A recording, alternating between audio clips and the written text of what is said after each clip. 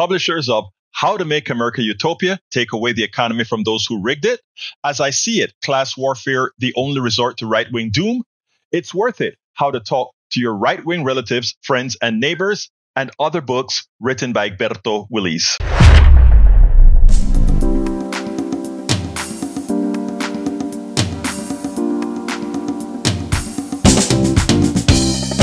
Welcome to Politics Done Right. I am your host, Erberto Williams. This is a progressive program that will take the mystery out of politics.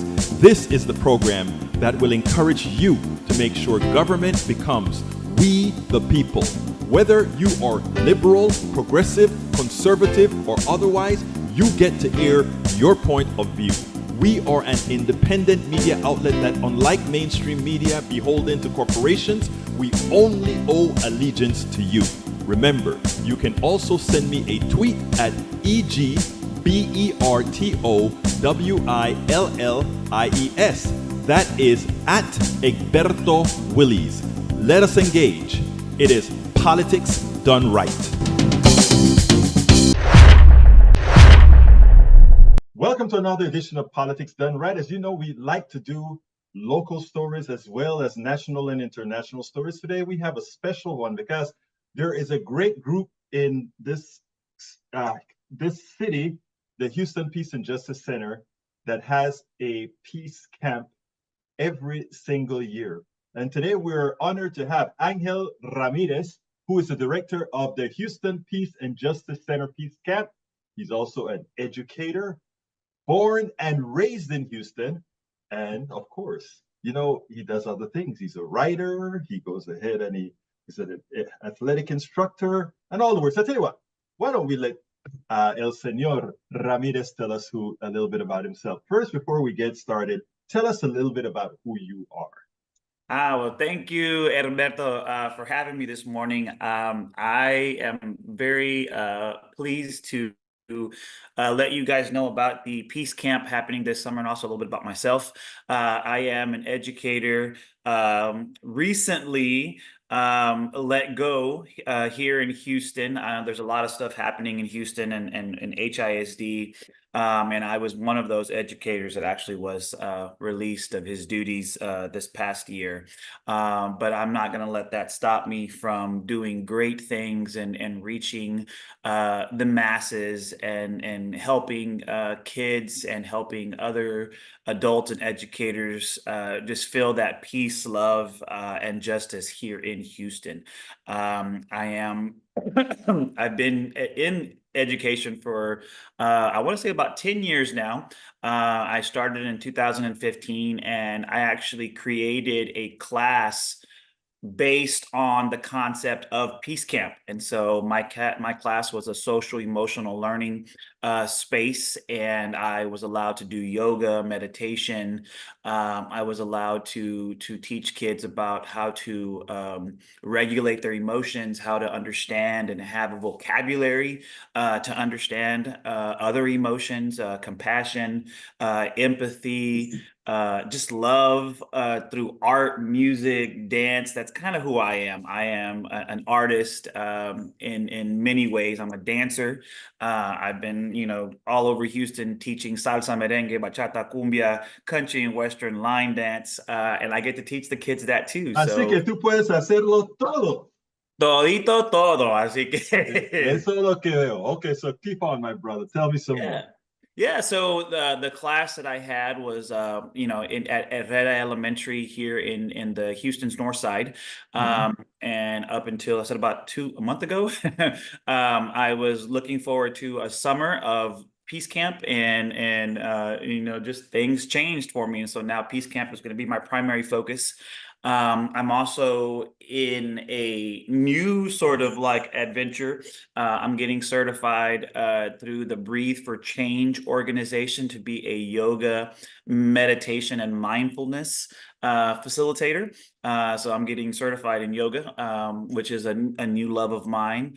And I'm also going to be certified in sound healing through sound bowls and tuning forks and, those kind of things to sort of help people find that peace and that ability to want to heal and to just feel the good vibrations, and that's what I'm all about. I'm just about good vibes and connecting others to those vibes. So Well, it seems to me that the Houston Peace and Justice Center has just the right person directing our peace camp that's held yearly. Why don't you tell us a little bit about what you're going to be doing in peace camp? I tell you what. First of all, why don't you tell the audience what is peace camp and how they can actually and who qualifies to be a part of peace camp and how they can be a part of it.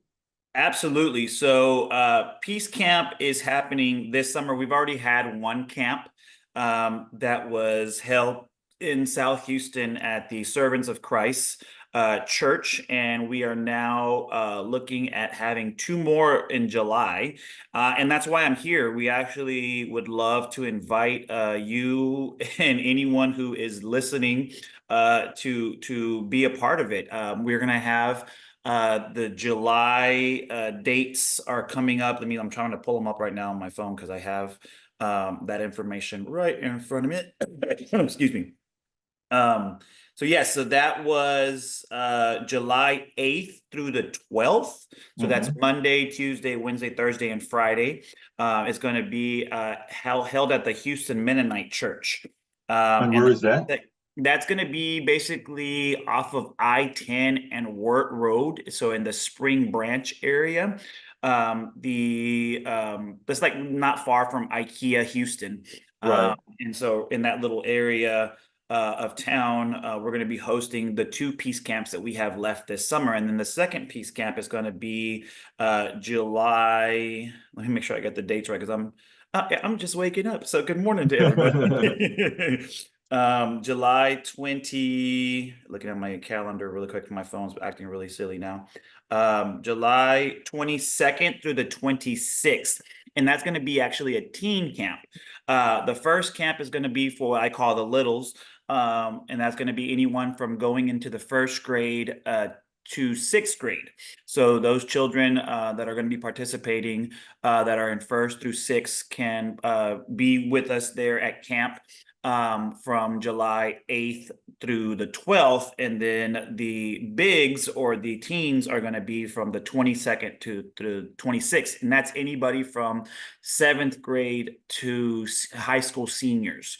And we're trying to just sort of like offer an experience that's going to be age appropriate and give the kids, the things that they're interested in, and still giving them a space where they can have fun and do like summer type things. It's a summer camp. It's not a sleepover camp.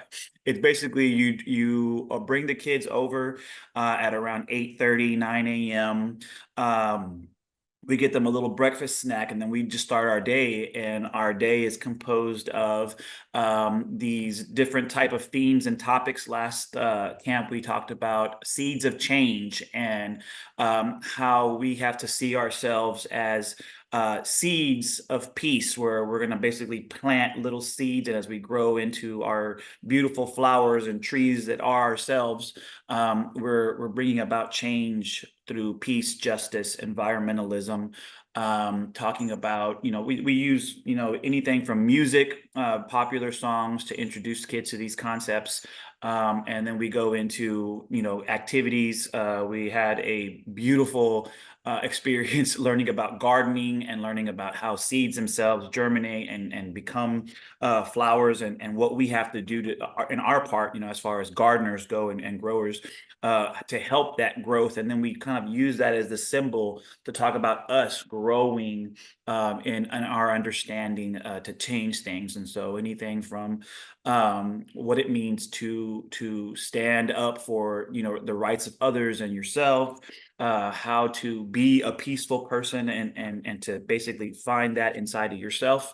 And then we just also did games. I'm a big kid. I love to play. So we're definitely going to have lots of fun stuff like, frisbees and, soccer. And, it's really hot. So we figured out a way to do all these things inside, so that we can definitely take care of ourselves and take care of the kids to make sure no one gets, sucked up by the sun and all of its heat because it's so hot here in Houston. Well, I tell you what, let me just, for the people that are listening, let me just say there are going to be 2 weeks of Peace Camp. The first week is July 8th through July 12th, and that is for kids the ages of 6 years old through sixth grade. And that will be held again July 8th through July 12th. Now, it is the location for that is 1231 Wirt Road. It is 1231 Wirt Road. And you can sign up by going to hpjc.org. That is the Houston Peace and Justice Center website. It's hpjc.org. On the front page, it's the first thing on the page for you to go ahead and click to sign up for Peace Camp. The other one that El Señor Ramirez was talking about is July 22nd through July 26th, and that covers grade 7th through 12th, and it's at the same location, 1231 Wirt Road. As you can hear from Angel right now, it's going to be a fun time for both the kiddos and the older kiddos. So let's go ahead and make sure that we sign up by going to hpjc.org. Go ahead, Senor Ramirez. Yeah, and another thing that we definitely want to push is that there are plenty of spaces available, and more than anything, there are scholarships available. So if there are kids at home doing nothing, sitting on their phones, or sleeping or watching TV, why not basically give them a chance to explore these beautiful concepts through educational type things that can help sort of nourish that part of the brain that is needing so much sort of connection. And so the scholarships are available through the Houston Peace and Justice Center. And if you apply basically for either one, the July 8th or the July 22nd camp, you can get a full, ride scholarship, to be able to attend these camps. And all we ask is that you just kind of, pack a lunch for them, but we provide them with snacks and just pick them up at 3 o'clock and drop them off at 9 a.m. And we'll take care of the rest. And so it's really just a beautiful space. And we have a nurse on hand to always make sure that the kids are safe. The two fellow educators are going to be helping assist with the activities, with the music, with the art projects.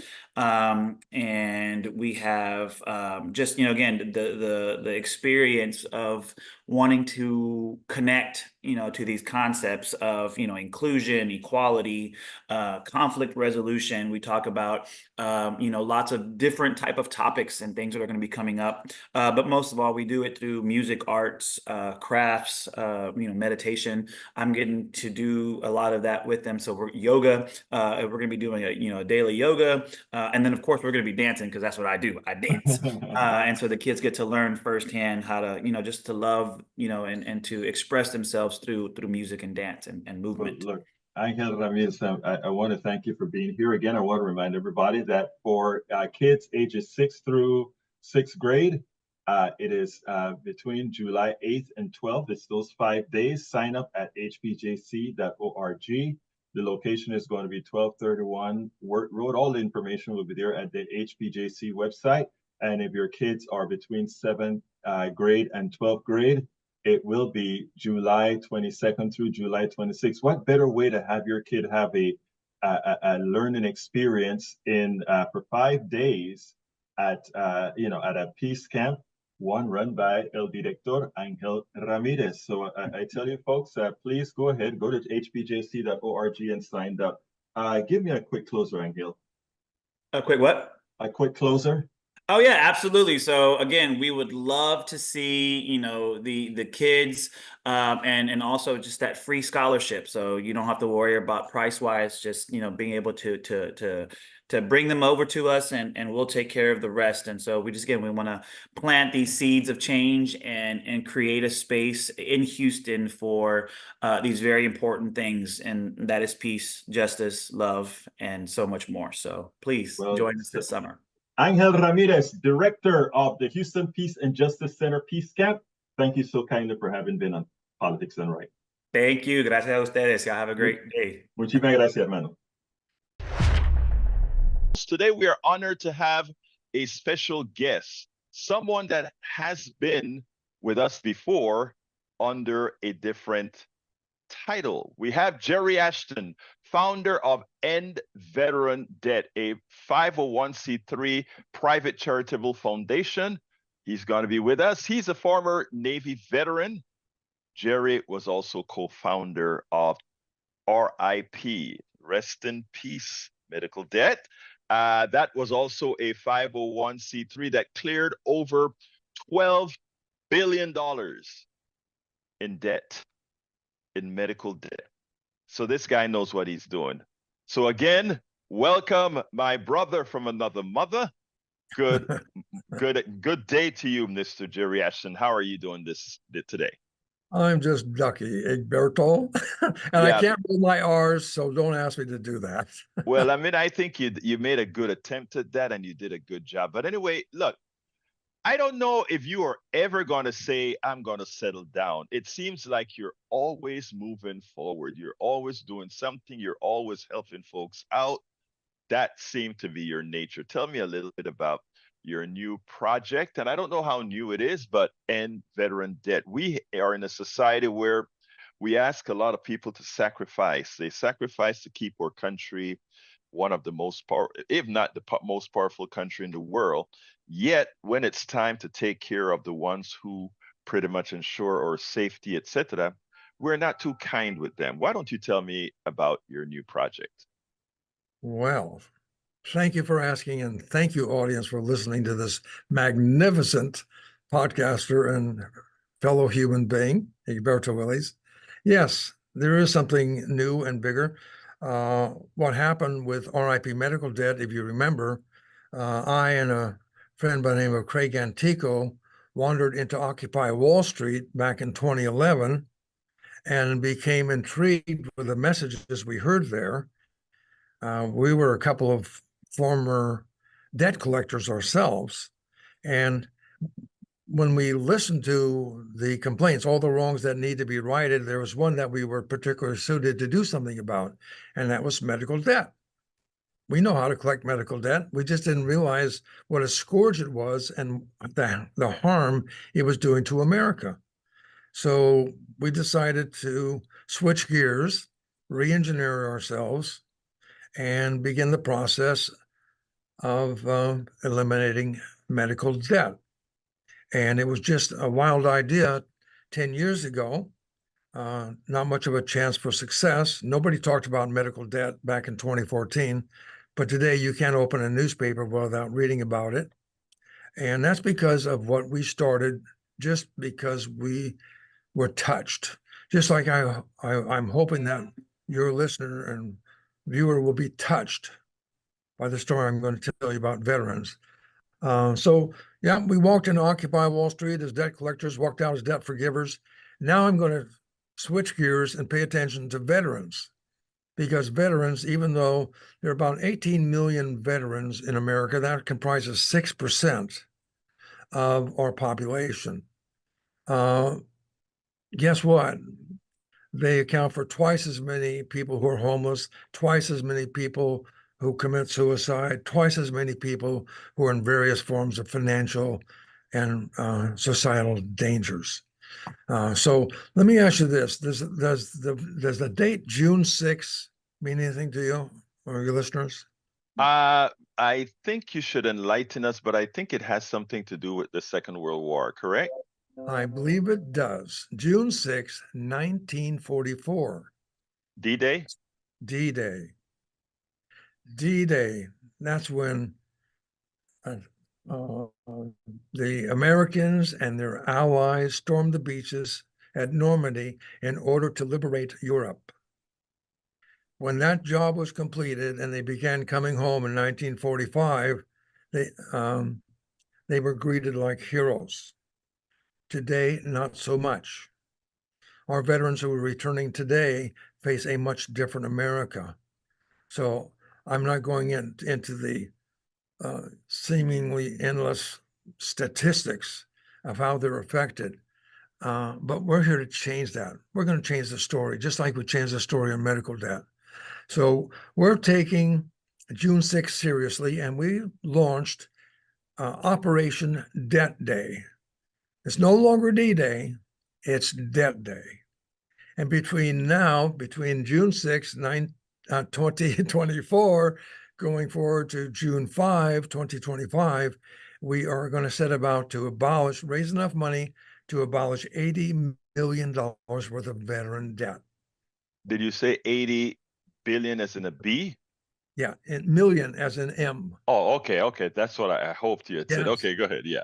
And by the way, it's not just medical debt.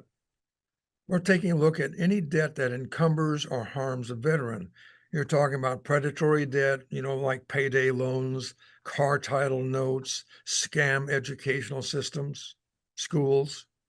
We're talking about debt of necessity, like putting tires on the car so you can get to work. We're going to locate that debt and we're going to get rid of it. That's our job. Now, let me ask you this. Are you going to be doing this on an individual per person basis, or you're going to try to aggregate this into, let's say, people from one particular debt collection agency has all the data for this group of folk? Or is this going to be people put in requests to your company, your 501c3, or how's that going to work? Now, let me explain how debt buying occurs. First of all, very few people know that their debt, medical debt, payday loan, credit cards, when they are defaulted on and the creditor can't get their money, they'll sell that debt to a debt buyer on the open market for pennies on the dollar.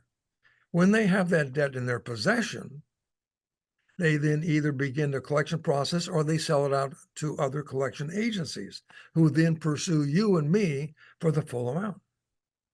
That's as bottom feeding as you can get. Mm-hmm. So what we do is we're going to go to the same debt market, but instead of concentrating on medical debt, we're going to concentrate on that debt of necessity and predatory debt. And we're going to compete with the collection agencies and we're going to buy it. And once it's in our control, then we're going to forgive it. Now, by the way, I teamed up again with Craig Antico, going back in time and pushing it forward. He has a company called ForgiveCo, which is a public benefit corporation that he started in order to approach the problem of debt in particular. So he and I got together and I said, Craig, let's you and me work just on veteran debt. Do debt of other kinds with other people, but let's take care of veterans. And he is now partnering with me, he and his son, Eric Antico.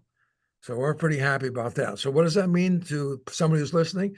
No, you can't write to me and ask me to forgive your debt. But I will want you to write to me because I'm going to connect you with local charities that can. You see, work as a foundation, as opposed to a charity. When we bring money in, we can put that money out to individual charities that work with us, or we can just do the work ourselves.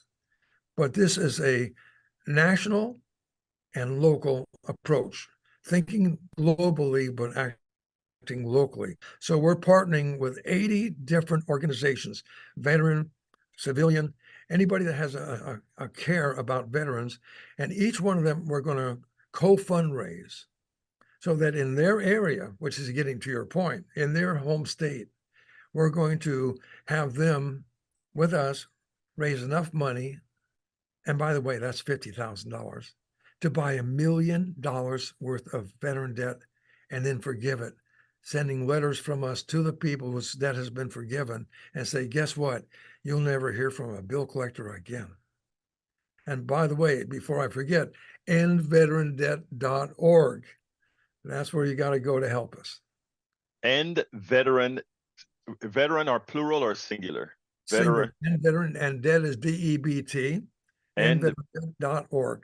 I will have that in the blog post accompanying this podcast. And by the way, this will be aired on KPFT 90.1 FM Houston and likely throughout the entire Pacifica network. Now, here is the question.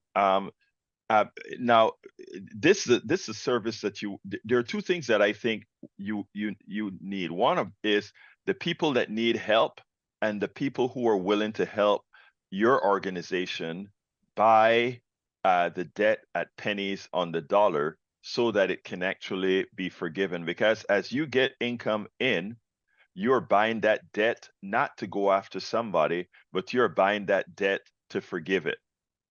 And now, are people specifically going to, let me, I guess I better ask it this way. You're going to randomly buy debt, and for the people who are forgiven, send them out a letter. Is that correct? That is correct. And so there are two people I'm reaching out to by way of your show. Number one, the veteran who needs that help, because we want to know about it. We want to see what we can do for you locally. And number two, any organization, faith-based community, business, if you want to partner with us so we can co-fundraise to take care of that debt, we'd love to have you to be one of 80 organizations, as each of the 80 organizations will abolish $1 million for the medical debt, symbolically $1 million for each year that has passed since June 6, 1944, where 4,000 Americans and allies lost their lives on just that one day. That is exceptional. And how is it working thus far? Well, you're talking to the Jerry Ashton of 10 years ago. We're just starting this. Right. But I do have a track record, and I have a great team working with me, and already people who are lining up to partner. And I want to point out another interesting thing. I'm using my background as a former Navy journalist to put together a media room so that when we're doing the work that we're doing, we're going to get stories out about how we're helping people in Austin or Dallas or Washington, D.C. or the Northwest. So we're going to have local stories written because we want people who are doing good to be known. And we believe in impact awareness. And what greater impact is there than to be able to help your fellow man and woman who are veterans, who signed a blank check one time that said, I'm willing for America to cash this check up to and including my life. And when they come home, they can't even get that. They can't get anything in the way of a check cash except payday loan. So that's just too wrong. Now, there's another aspect to this, and I'm not sure exactly how it works. I think in reading some of your literature, I think one of the services you're actually attempting, I don't know if you're attempting to offer or what, is that after this debt is forgiven, that the person's credit history is cleared or made whole. Is that a part of it as well? Would you restate that? Yeah, in other words, one thing is paying a debt off, but then there's a history of that debt in the person's credit record. Are you also doing anything about that? Yes, we're making sure that in the cases where we find a debt mark, that we're going to be taking that off. But here's another important thing. Education. We want to educate at our site, endveterandebt.org. We're going to have an educational system by way of making sure that veterans don't get caught in the trap. Financial literacy, right? Yes, very important. So what we're doing is number one, we're making people aware. And we know that there's some people who say, you know, that's wrong and that needs to be righted. So they're touched. And when somebody's aware and touched, they want to know more. What's this all about? Is this a scam? People actually ask me about that when I started RIP Medical Debt. How can you make any money? You don't make any money. That's why it's called a charity. So they want to get educated. How can veterans defend themselves from these bottom feeders, the people that will take advantage of them?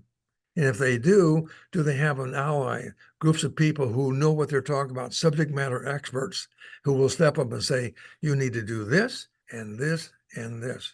Now, there are a lot of local organizations, and particularly the DAV, that does a great job of working with veterans. Lots, if you Google veteran charities, you'll see them by the thousands. My question would be, why should there be a charity to begin with? You know, If anything, our organization would like to work ourselves out of business. We'd like to imagine a world in which veterans are considered a test case of how to run things right. I'm talking about everything from the VA, which does some things absolutely wonderful, and in other cases, they have actually harmed the veteran that they're working with. People need to understand that. They need to change that. And the only way that things change in the powers that be is that if enough citizens get, shall we say, annoyed, is that strong enough for you? I think actually annoyed and engaged. And exactly right, exactly. And do something about it. At the simplest end of it, make a donation. We'll put it to good use. The second way is to become what we call a plank owner. Are you familiar with that term, Erberto? No, I'm not. In naval lore, that meant any enlisted person or officer who came on board a ship while it was being commissioned would be called plank owners. Ah. It was an honorarium. To become a plank owner with us, $500. But think of the fact what that $500 will do, multiplied by, well, several thousand. Every nickel is $1. So right. $1 worth.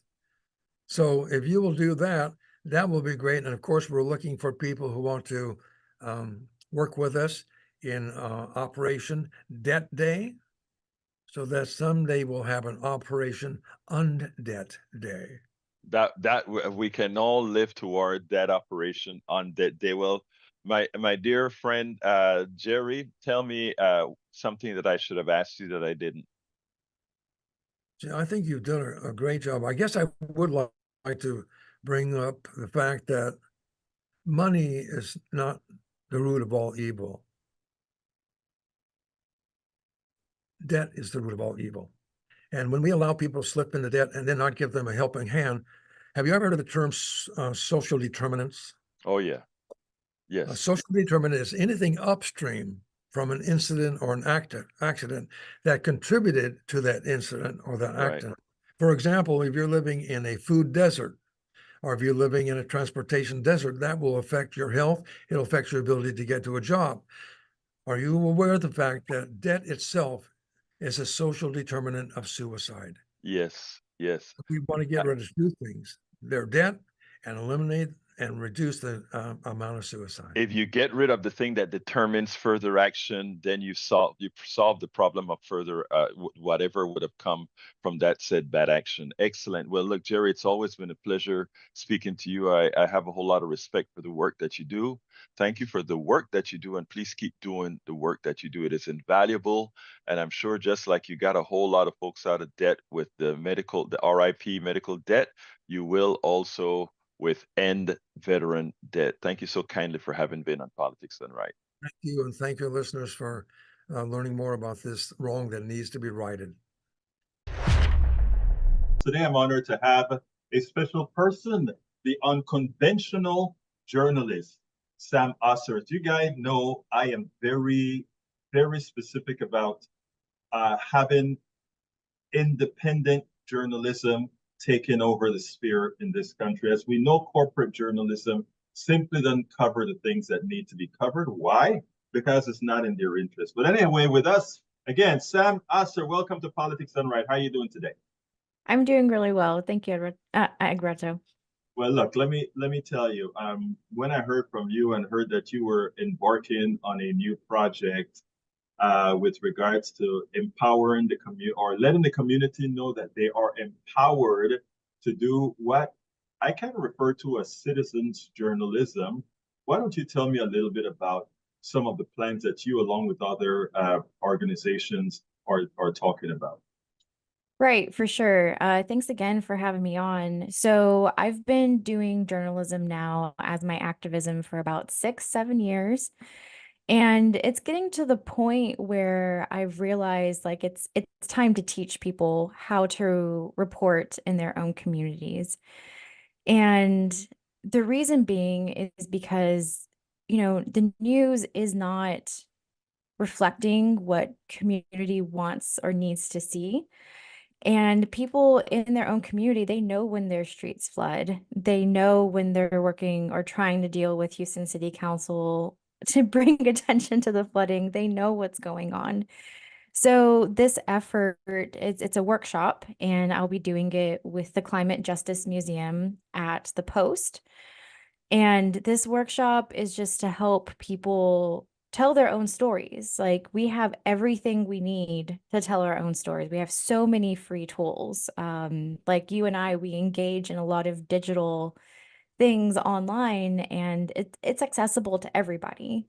So people in their own community should really start stepping up and reporting on what's happening in their communities, I think. Now, Sam, one of the reasons you sent me a narrative here, some points that I'd like you to articulate on. Why is it that individual citizens now have to do this? There are reasons. What are the reasons? Yeah, so reason number one is news deserts and news layoffs. So in January 2024 alone, there were over 500 layoffs in the journalism industry. There are currently, what did I say? It was like 65,000 journalists in the nation. And that sounds like a lot, but that's one journalist for every 5,000 people. And so that's, one person for a city, basically. And the news deserts are becoming more and more of a thing as news layoffs happen. I encourage anybody listening, please Google news deserts, and you will see that a lot of the South, the southern part of the US, Alabama, Louisiana, Florida, parts of Texas, Mississippi, it's a news desert. There's a news desert an hour away from Washington, D.C. Washington, D.C. is the capital of our country. And about an hour or so away from the capital, there's a county that does not have adequate access to news. So these are some of the disparities that we're seeing. And people who are journalists, they're going to go where there are jobs. They're going to go to where there is money, right? So a person went to school, they studied journalism, they need to put a roof over their head, they need to put food on their plate. If they want to be in the journalism, where are they going to go? They're going to go to states that have news publications that can pay their mortgage, their rent, pay for food. They're not going to go to the South where there aren't a lot of news opportunities. So that's one reason. You know what is interesting before you finish there, Sam? Yeah. Because as you know, I put everything through a politics frame or prism, if you will. And when you said that, all I could think about, you just named Mississippi, Alabama, parts of Texas, right an hour outside of Washington, D.C. And all I could think of is that those are the people nobody listens to or anybody knows about. And henceforth, it creates a vacuum where political interests can go into and mislead these people into doing things that vote against their own interests. So as you were telling me about this, these news deserts, I just pulled up the map from your Linktree, and folks, everybody should visit linktree.ee/unconventional journalist. That is Sam's Linktree. Linktr.ee at, all right, let's back up. It's linktr.ee/unconventional journalist. And put that into your thing if you get a chance. She does a whole lot of good work. And I ran across this article at her Linktree, which comes from the Hussman School of Journalism and Media from the University of North Carolina, that shows these news deserts. And when you said that, Sam, a bell just went off. Oh my God, that is why so much of our population is actually so ill-informed. Right. Because again, who fills that vacuum? And you are telling people, or I think what you're saying, and tell me if I'm correct, your workshop will actually help citizens fill that gap that otherwise would go filled with who knows what. Exactly. No, that's exactly it. And what's really interesting about the news desert map, so in the workshop too, I have a news desert map with a food desert Mhm. map and also a gerrymandering map. So the states and the counties and the people that are experiencing lack of food access and active gerrymandering are the same people who don't have quality access to news. Isn't Wow. that crazy? It's what a correlation, right? Yeah, if you overlay these maps on top of each other, you see that like they are actively experiencing the brunt of systemic oppression, and there's nobody there to report on it. There you go. And that's why so many can be fooled into believe some of these oppressions aren't in fact systemic. Exactly. You know, so tell me a little bit more about what you intend to do. First of all, tell us how people can find out about going to this workshop to make themselves good citizen journalists. For sure. So I haven't posted on my social media yet, but if you follow me at Sam the Mullet, I will post the little graphic. It'll be at the Post in July. I have 2 workshops coming up for sure. My goal is to make it monthly to try to make it as accessible as possible. But for now, it's July 14th from 2 p.m. to 4 p.m. at the Post in downtown Houston.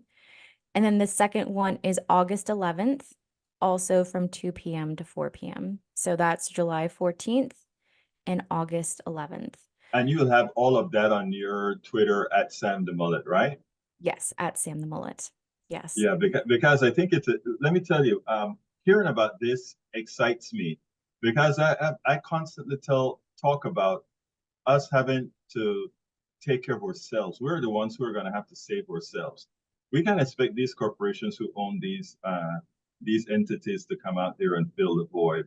And what you're doing, I think, is invaluable to ensure that people know that they, first of all, they have agency in this and that they can make a difference. So why don't you talk to them, let them know what, Yeah. what needs to be Well, done. and like the thing is too, is, we live in Houston, Harris County. I'm not sure where your audience is, but I'm sure it's around here. And I'm sure some of y'all may be thinking like, well, we have the Houston Chronicle, we have Houston Public Media, we just now got Houston Landing. We have Community Impact, we have all these various sources. But when you look at the news that's given to you, does it truly reflect what you're experiencing? First of all, I want you to ask yourself that. And then secondly, a lot of these news entities, KPRC, KHOU as well, they are driven by profit, not driven by community or community representation. Even though the Houston Landing is technically a nonprofit, they still have a board of very, very rich people. And they have to answer to how much money is coming in. And so this continuous putting profit over people, and we see this many times in our prison systems, in our healthcare, in our education, HISD state takeover, but we see it in our media as well. And so that's part of why it's important to report about what's happening in your community. And it can be real simple.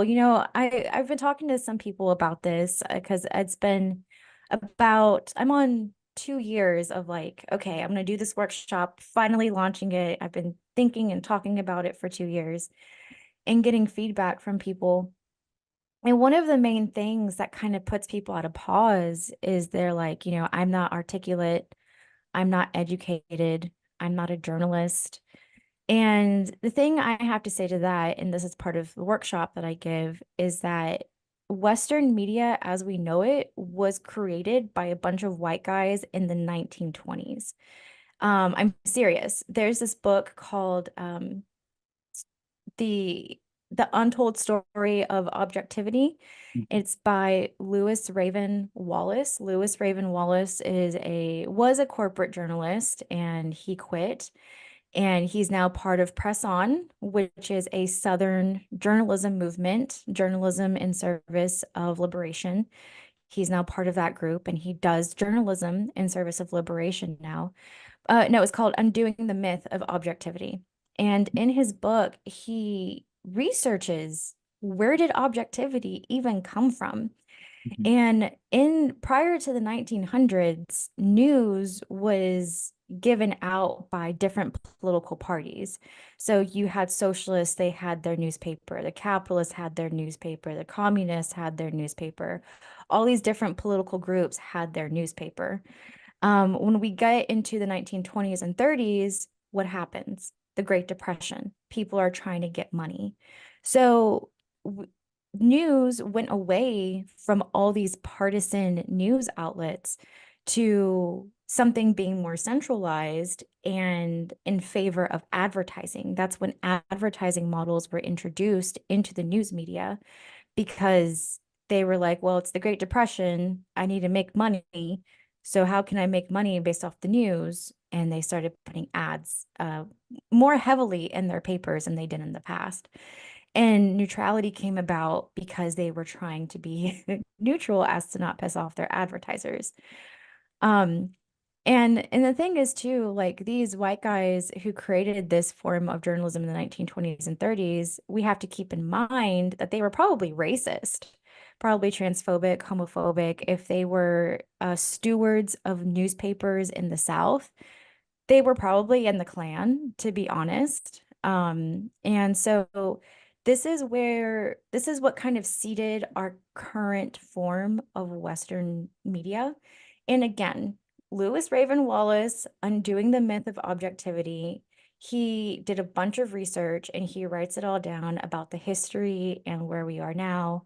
And so if you feel like you're not articulate, you feel like you don't have the journalism chops, whatever, please just be reminded that Western media as we know it was created like 100 or so years ago, and it does not accommodate the current needs of our communities because it was never made for us. I think that is so essential what you just said with respect to, and even the title of the book is insightful, objectivity. What is in fact objectivity? Because when you talk about certain neighborhoods and whatever rags we have in Houston or elsewhere, how much of the community do they really cover? How often do they go to the civic clubs, or how often are they on the streets of these communities, or simply dependent on what their view is of community instead of what community view is of that community? So who's better to tell that story than those who partake of it? And if you have a workshop that is able to tell folks how to bring their reality, and I think that's why social media has taken off so well, because Yeah. it gives us the ability to see how just about everybody who has the chops to just go out there and say, I'm willing to put my life out there. I'm willing to put our activity out there, an activity that wouldn't have gotten covered before. I tell you, Sam, I get so many stories off of TikTok or Yeah. Instagram, and I put it out there. I've contacted so many lawyers and some rappers, different folks. I've just going through my TikTok and I said, oh, wow, I didn't know that. Let me contact this person and learn more about it and put that on, write an article about it. Sometimes put it on the radio, sometimes put it on video. I mean, it's just, I think this is needed. And I think giving folks that structure, giving folks that ability to learn some of your journalistic skills and how to apply that to their yeoman's, whatever it is that they're doing, I think that is where we need to go, because we can see right now that corporate journalism just ain't going to cut it. Yeah, and the thing is too, is like journalists, they're going to go where their job is. They're going to go where their money is. So if you have a journalist coming into Houston and they're from up north because they couldn't find a job up there in journalism and they found a job at the Houston Chronicle, where are they going to live? Most of the journalists I know that have moved from out of state live in the most gentrified areas of Houston. Exactly. Yes. Yes. They're not in touch with the day-to-day of the community because they're truly not part of it. And it's not their fault, right? Like, a lot of people come in with good intentions and they're trying, but sometimes if you're moving too fast, how can you be boots on the ground in a community you're not even part of? Exactly. So like there's that layer of it, and oh, there was another part. But that was like the main thing I wanted to say, because Right. like you're in your community, you know what's there.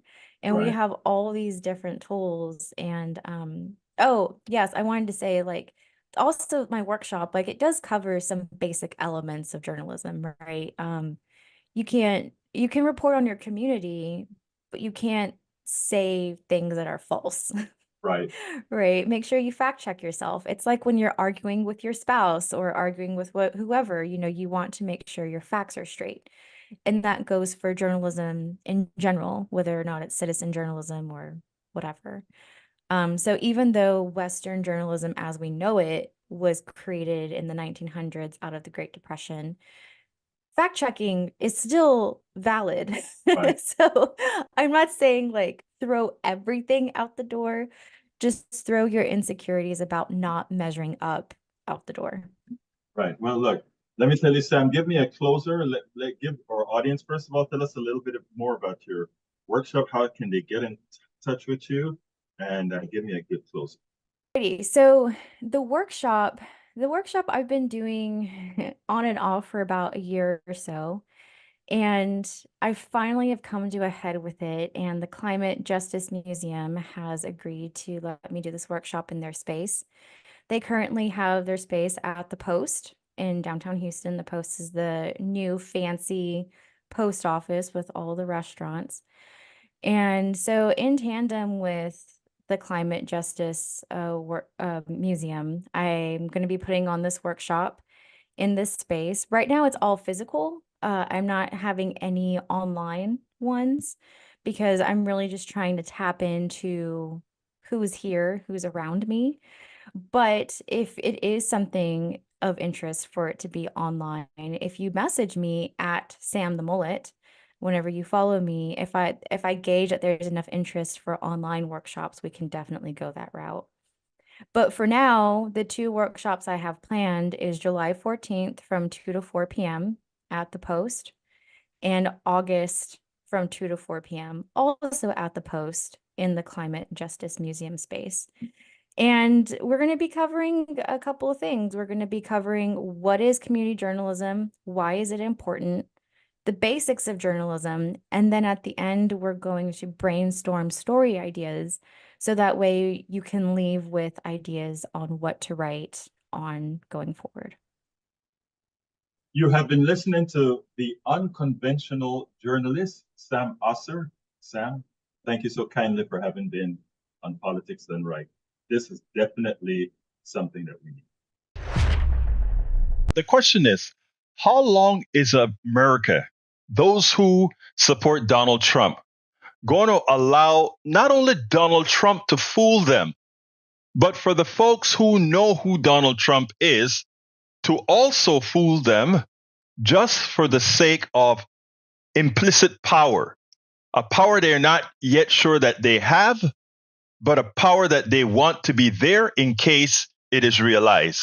Senator J.D. Vance, Republican of Ohio, Governor Doug Burgum, Republican of North Dakota, Marco Rubio, Republican of Florida. These are guys that purportedly, as of today, are in strong contention to be Donald Trump's VP candidate.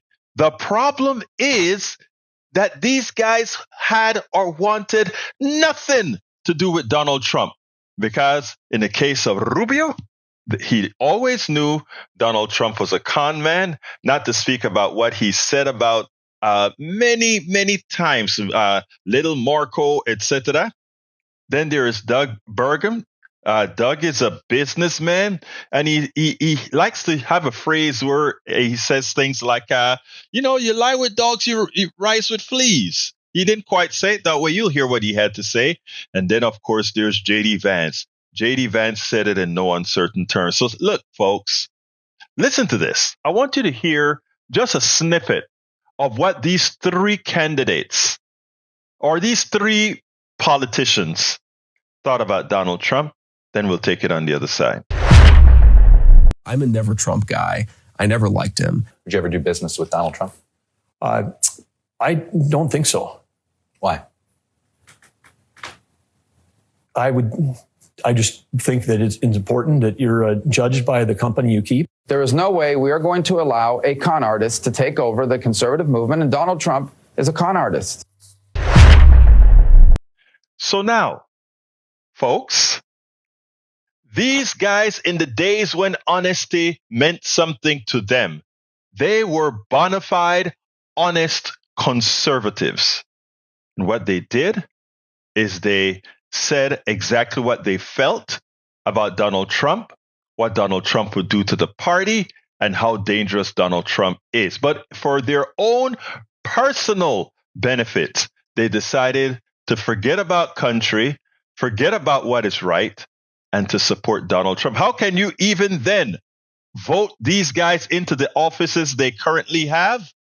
Or for that matter, the vice presidency? Folks, let's use our heads. Let's stop being played, because that's all this is all about. That Donald Trump, along with all of his political sycophants, they just want to get into power, and you will pay the price. Support for this show, Politics Done Right, comes from politicsdoneright.com, publishers of How to Make America Utopia, Take Away the Economy from Those Who Rigged It, As I See It, Class Warfare, The Only Resort to Right-Wing Doom, It's Worth It, How to Talk to Your Right-Wing Relatives, Friends, and Neighbors, and other books written by Berto Williams.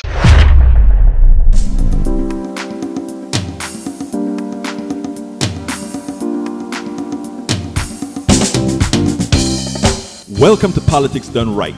I am your host, Erberto Williams. This is a progressive program that will take the mystery out of politics. This is the program that will encourage you to make sure government becomes we the people. Whether you are liberal, progressive, conservative, or otherwise, you get to air your point of view.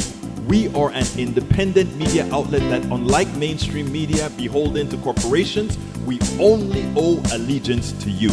Remember, you can also send me a tweet at EGBERTOWILLIES.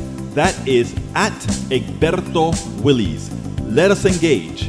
It is Politics Done Right.